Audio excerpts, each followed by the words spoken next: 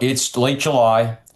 The midterms are on the horizon. Yeah, Everybody is posturing themselves for those midterms. So yeah, that's kind of the dynamic that we're in right now. It's not so much on right. policy. It's about all about November. Brian, I say this to everyone involved. I'm the amateur because I really don't believe money matters. You're going to tell me money matters. Does the Republican ginormous amounts of money matter in the midterms? Yes, absolutely. It's a nuanced situation, Tom. So Democratic candidates, their campaign funds are very well funded, and in some of those key races in the House and the Senate, Democratic candidates probably have raised more and have more on hand, cash on hand, than do their Republican rivals. It's at the committee level where the Republican National Committee, DNC on the other side, Republicans have an enormous advantage. And I expect we're going to see a carpet bombing, excuse me, of ads in the fall that could hold down Democratic gains. I think there are going to be Democratic gains. I think they're going to be enough to flip the House. I don't think there's any question about that. But I think what the Republican firepower can mitigate their losses.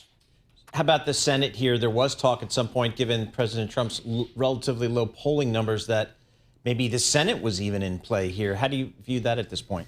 I've never been on that side, Paul. I realize that, a couple months ago, you could look at the situation and say that Senate candidates had some momentum, but there were always danger signs on the horizon for Democrats. First of all, they have to sweep the table in order to regain the Senate. They need four seat net gain.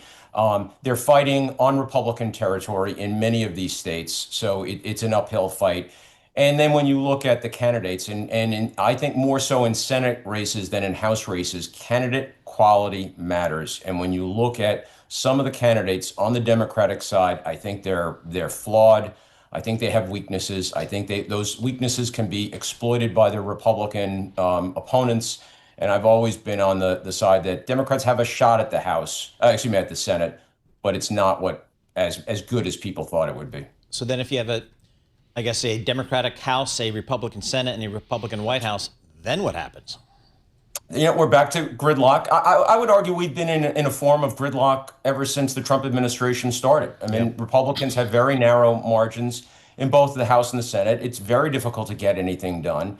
And so we're going to probably go through 2 years of posturing. And I'll go back to the word I used early on, performative, about getting ready for 2028. It's going to be difficult to watch for those of us who observe this for a living. But that's what I think that's the likely outcome of the midterm elections. And maybe, for in terms of, markets, I think we're probably heading to at least to a situation of more likely lengthy government shutdowns. I think last year was just a precursor of what All could be right. on the horizon. This came up yesterday. Somebody, I think in a restaurant, asked me this, Brian. Is President Trump a lame duck yet? Yes and no. I don't think it's a clear-cut answer. Legislatively, yes, I think he's a lame duck. I think it's very difficult for him to get through. Let's look at the SAVE Act, the election integrity bill that he wants so badly. He has limited leverage to get that through Congress. So I think that is a demonstration of the limits that he is now facing. But on the administrative side, on the regulatory side, the courts with their recent rulings give him much wider latitude in running the administrative state within some parameters. There are other rulings that have gone against presidents, not just President Trump, but presidents, the executive branch in general. But I think he can still get a lot of what he wants done through regulatory levers. So yeah, he's a lame duck legislatively, but regulatory wise, boy, he still has a lot of authority, and I think we're going to see him use that in the next 2 years. So, Brian, what's the next thing we should expect, if anything, from this Congress? Yeah, not a lot, Paul. I think it's trying to get it's dotting the i's and crossing the t's, just the basic stuff. Getting a CR in place by the end of September, continuing resolution, so the government doesn't shut down.